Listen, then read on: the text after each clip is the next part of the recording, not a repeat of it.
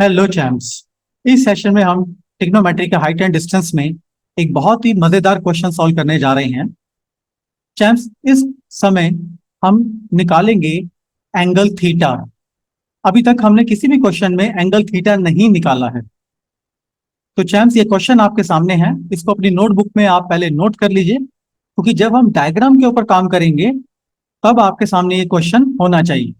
तो चलिए शुरू करते हैं। चैम्प्स, इस क्वेश्चन में हमें ये कहा गया है कि हमारे पास कोई एक झंडा लगा हुआ है। इसको मैं ए बी से प्रेजेंट कर देता हूँ। ये हमारे पास एक झंडा है और इसकी कुछ हाइट भी है।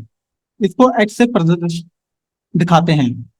अब ये कहा गया है कि इस झंडे की कुछ शेडो है और इसको हम एक्स से करते हैं। यहाँ पर सूरज है मान लीजिए, और यहाँ से सूरज की जब किरणें पड़ी तो इसकी कुछ शेडो बनी। इस झंडे की शेडो बनी जमीन के ऊपर। तो इस शेडो की कुछ वैल्यू है, वो हम एक्स मान लेते हैं। मगर क्वेश्चन में कहा गया है कि जब सूरज की किरणें धरती के साथ 60 डिग्री का एंगल बनाती हैं तो ये शेडो ए पॉइंट से बढ़कर 3 गुना और हो जाती है। तो मतलब अगर ए पॉइंट से हम यहां पर आए तो ये डी पॉइंट पर इसकी शेडो आ जाती है। तो ये 3 गुना हो जाती है टोटल। तो हम यहां पर जहां शेडो पहले बनी थी, एक्स बनी थी, हम इसको कह सकते हैं कि डीसी के बीच में 2x और हो गया होगा। यानी एडी अगर पूरा टोटल करें तो अब ये शेडो 3 गुना हो गई है। ठीक है। तो अब ये कहा जाता है कि जो अब शेडो बनी है झंडे की, उसके और सूरज की किरणों के बीच में जो एंगल बना है, ये एंगल क्या है। तो इस एंगल को चैम्प्स हम मान लेते हैं ये थीटा एंगल है। तो इस एंगल को हमें निकालना है। आइए सोल्यूशन देखते हैं। तो चैम्प्स, आप देख रहे हैं यहाँ पर हमारे पास दो ट्रायंगल्स बने हैं, A B C and A B D. तो हम सोल्यूशन शुरू करते हैं इसका चैम्प्स। तो सबसे पहले हम राइट ट्रायंगल लेते हैं, ए बी सी। अब आप चाहे देखेंगे हमें झंडे की हाइट दी हुई है, इसको हम ए बी मान रहे हैं। और जो पहली शेडो हमें दी गई है वो है एक्स। तो इसको हम ए सी लिख सकते हैं। इसको हम ए सी लिख देते हैं। तो चैम्स ये बन जाता है परपेंडिकुलर अपॉन बेस। और ये रेशो हमारी बन जाती है एंगल 60 के अगेंस्ट। और अब आपको पता है कि हम परपेंडिकुलर और बेस कहां पर आता है, पंडित बद्री प्रसाद जी से पूछ लेते हैं। तो ये आ जाता है हमारे पास, पंडित बद्री प्रसाद हर हर बोले। तो परपेंडिकुलर अपॉन बेस जो आता है वो 10 की वैल्यू में आता है। तो हम इसको लिख सकते हैं A B upon A C is equal to 10 60 degree. ठीक है। अब ए बी की वैल्यू हमारे पास है एच, और ए सी की वैल्यू है हमारे पास एक्स, जो उसकी पहली शेडो बनी। और 10 60 डिग्री की चैम्प्स मुझे वैल्यू बताइए क्या है आपके पास ट्रिग्नोमेट्री टेबल में। ये है √3।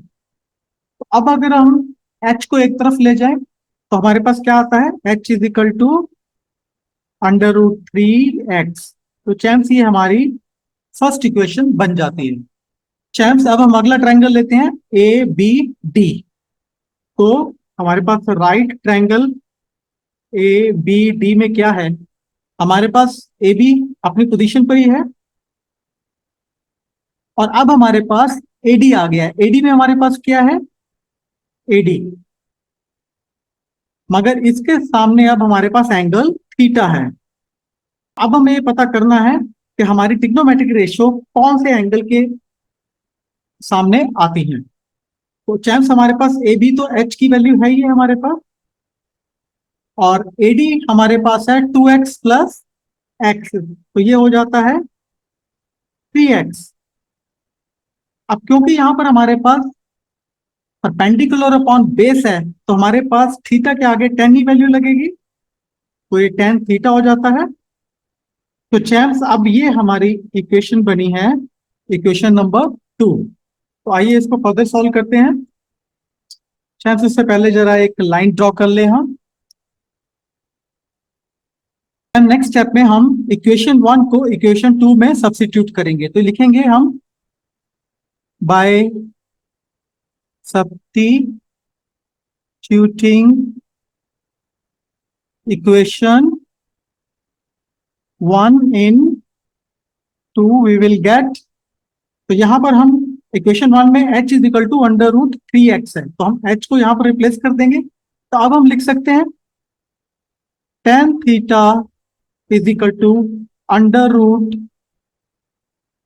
3x upon 3x।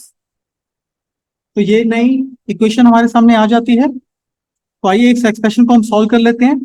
तो tan theta is equal to under root 3x upon 3x, इसको मल्टीप्लाई हम कर देते हैं ऊपर नीचे अंडर रूट 3 से।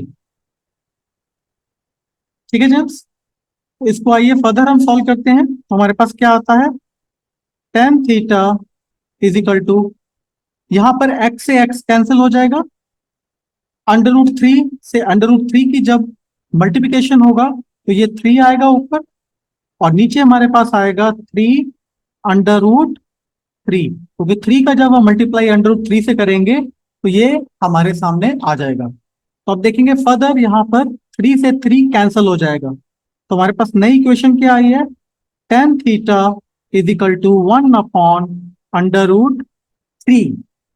और अगर थीटा को हम इधर रहने दें क्योंकि हमें थीटा की वैल्यू को ड्राइव करना है, और tan उधर चला जाएगा, तो ये आ जाएगा tan 1 अपॉन अंडर रूट 3। और चैम्स टेबल देखकर बताइए tan 1 अपॉन अंडर रूट 3 का एंगल क्या है। तो चैम्स आप पाएंगे कि ये वैल्यू है 30 डिग्री। तो हमने थीटा की वैल्यू 30 डिग्री यहां पर निकाल ली। तो अब ये कहेंगे कि जब लॉन्गेस्ट शैडो झंडे का बना तब यहां पर एंगल 30 डिग्री था, सूरज की किरणों में और जमीन के बीच में। तो ये आपको स्टेटमेंट लिखना है। तो नीचे चैम्स मैं स्टेटमेंट लिख रहा हूं, इसको आप नोट कर लीजिएगा और अपने आंसर में इसको जरूर लिखकर आना है।